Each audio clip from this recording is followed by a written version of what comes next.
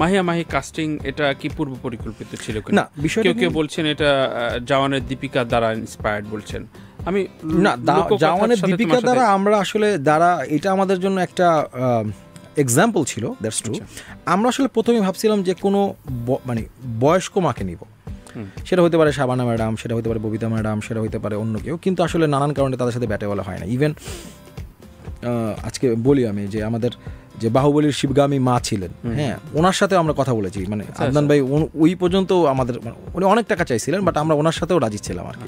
মানে মাহি তো আসলে মা ক্যারেক্টার করবে, এটা তো আসলে আনবিলিভেবল, হ্যাঁ, রাইট। সো ওই জায়গা থেকে, এবং সে খুব সুন্দরভাবে করছে, আমি বিশ্বাস করি। রাজকুমার প্রথমে অ্যানাউন্স হয়েছিল অন্য প্রোডিউসার, তখন অন্য প্রজেক্টে করার কথা ছিল, তাদের সাথে আমরা আলাপ আলোচনা করে মিউচুয়ালি এই প্রজেক্টটা করা হয়।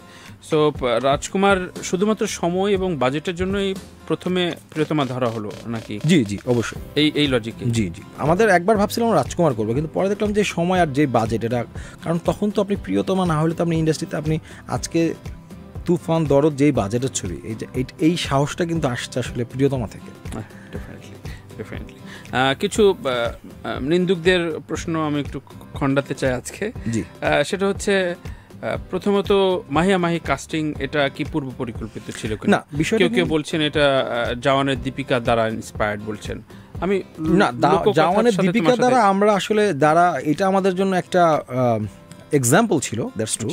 আমরা আসলে প্রথমে ভাবছিলাম যে কোনো মানে বয়স্ক মাকে নিব, সেটা হতে পারে শাবানা ম্যাডাম, সেটা হতে পারে ববিতা ম্যাডাম, সেটা হতে পারে অন্য কেউ, কিন্তু আসলে নানান কারণে তাদের সাথে ব্যাটে বলা হয় না। ইভেন আজকে বলি আমি যে আমাদের যে বাহুবলীর শিবগামী মা ছিলেন, হ্যাঁ, ওনার সাথেও আমরা কথা বলেছি, মানে আদনান ভাই ওই পর্যন্ত আমাদের উনি অনেক টাকা চাইছিলেন, বাট আমরা ওনার সাথেও রাজি ছিলাম আর কি। পরবর্তীতে যখন না পাই, তখন আমরা চিন্তা করলাম যে তাহলে এই জেনারেশনে আসি, এবং সাথে সাথে দেখলাম যে যেহেতু এই জেনারেশনে অভিনয়টা বেশি, সো এই জেনারেশনটাকে আসলে ওই জেনারেশনে নেওয়াটা সহজ। ওই যেমন শাবানা আমাকে তো আমি আসলে ম্যাডামকে তো এখন আমি আসলে ইয়াং করতে পারবো না, ববিতা ম্যাডামকে তো আমি আসলে ইয়াং করতে পারবো না, যেহেতু দুই পার্ট, এই পার্টে যেহেতু অভিনয়ের পার্টটা একটু বেশি, তখন আমরা চিন্তা করলাম যে এই জেনারেশন কাউকে আমরা করি যে ওই জেনারেশনটাকে ওভারকাম করবে। এখন এই জেনারেশনে আসলে আমরা চাইছিলাম যে একটা চমক হোক, যে অ্যাক্টিং ক্যাপাবিলিটি ভালো হবে, যেন একটা মানে মাহি তো আসলে মা ক্যারেক্টার করবে, এটা তো আসলে আনবিলিভেবল, হ্যাঁ, রাইট। সো ওই জায়গা থেকে, এবং সে খুব সুন্দরভাবে করছে, আমি বিশ্বাস করি। রাইট। আরশ খান কাস্টিং সম্পর্কে? আচ্ছা, আরশ খানের মেন কাজ, প্রথম কথা হচ্ছে আমাদের ফার্স্ট প্রায়োরিটি হচ্ছে যে তারেক ভাইয়ের সাথে হাইট, তারেক ভাইয়ের সাথে লুক মিলতে হবে। এখন আমি ধরেন তারেক ভাইয়ের সাথে আমার হাইটের কাউকে দেই, সেটা তো মিলবে না। প্রথম প্রায়োরিটি ছিল আমাদের তারেক আনাম খানের সাথে হাইট এবং অ্যাটলিস্ট মিনিমাম সিমিলারিটি থাকতে হবে।